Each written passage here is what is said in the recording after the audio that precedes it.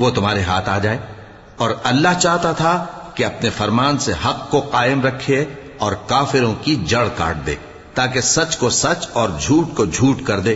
گو مشرک ناخوش ہی ہوں۔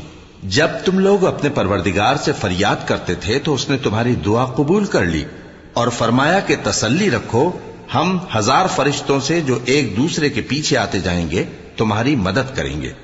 اور اس مدد کو اللہ نے محض بشارت بنایا تھا کہ تمہارے دل اس سے اطمینان حاصل کریں، اور مدد تو اللہ ہی کی طرف سے ہے، بے شک اللہ غالب ہے، حکمت والا ہے۔ جب اس نے تمہاری تسکین کے لیے اپنی طرف سے تمہیں نیند کی چادر اڑھا دی اور تم پر آسمان سے پانی برسا دیا تاکہ تم کو اس سے نہلا کر پاک کر دے اور شیطانی نجاست کو تم سے دور کر دے، اور اس لیے بھی کہ تمہارے دلوں کو مضبوط کر دے اور اس سے تمہارے پاؤں جمائے رکھے۔ جب تمہارا پروردگار فرشتوں کو ارشاد فرماتا تھا کہ میں تمہارے ساتھ ہوں، تم مومنوں کو تسلی دو کہ ثابت قدم رہیں، میں ابھی کافروں کے دلوں میں رعب و ہیبت ڈالے دیتا ہوں، سو ان کی گردنیں اڑا دو اور ان کی پور پور توڑ دو۔ یہ سزا اس لیے دی گئی کہ انہوں نے اللہ اور اس کے رسول کی مخالفت کی، اور جو شخص اللہ اور اس کے رسول کی مخالفت کرتا ہے تو اللہ بھی سخت عذاب دینے والا ہے۔ یہ مزہ تو یہاں چکھو اور یہ سمجھ لو کہ کافروں کے لیے آخرت میں دوزخ کا عذاب بھی تیار ہے۔ اے اہل ایمان، جب میدان جنگ میں کفار سے تمہارا مقابلہ ہو تو ان سے پیٹھ نہ پھیرنا، اور جو شخص جنگ کے روز اس صورت کے سوا کہ لڑائی کے لیے کنارے کنارے چلے، یعنی حکمت عملی سے دشمن کو مارے یا اپنی فوج میں جا ملنا چاہے، ان سے پیٹھ پھیرے گا تو سمجھو کہ وہ اللہ کے غضب میں گرفتار ہو گیا، اور اس کا ٹھکانہ دوزخ ہے، اور وہ بہت ہی بری جگہ ہے۔ پس تم لوگوں نے ان کفار کو قتل نہیں کیا بلکہ اللہ نے انہیں قتل کیا، اور اے نبی، جس وقت تم نے کنکریاں پھینکی تھیں تو وہ تم نے نہیں پھینکی تھی بلکہ اللہ نے پھینکی تھی۔ اس سے غرض یہ تھی کہ مومنوں کو اپنے احسانوں سے اچھی طرح آزما لے، بے شک اللہ سنتا ہے، جانتا ہے۔ ہوا بھی یوں ہی، اور کچھ شک نہیں کہ اللہ کافروں کی تدبیر کو کمزور کر دینے والا ہے۔ کافروں، اگر تم فیصلہ چاہتے ہو تو تمہارے پاس فیصلہ آ چکا، اگر تم اپنے افعال سے باز آ جاؤ تو تمہارے حق میں بہتر ہے، اور اگر پھر نافرمانی کرو گے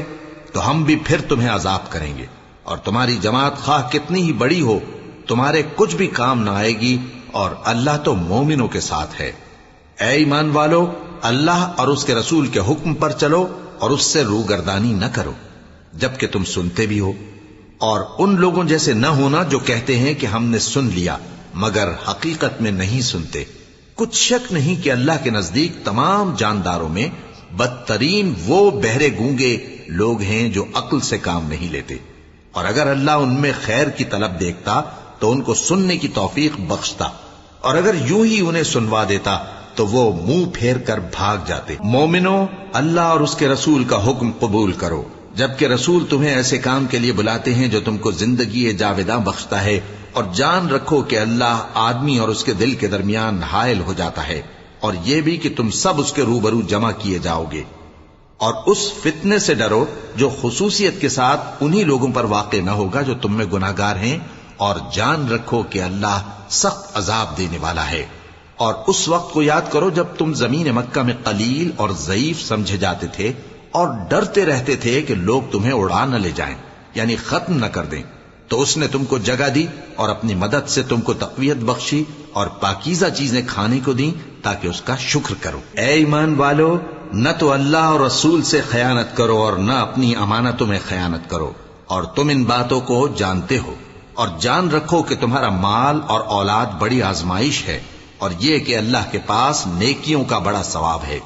مومنو، اگر تم اللہ سے ڈرو گے تو وہ تمہارے لیے حق و باطل کا فرق ظاہر کر دے گا اور تمہارے گناہ مٹا دے گا اور تمہیں بخش دے گا، اور اللہ بڑے فضل والا ہے۔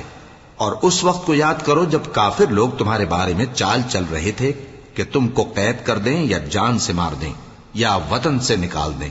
تو ادھر تو وہ چال چل رہے تھے اور ادھر اللہ تدبیر کر رہا تھا،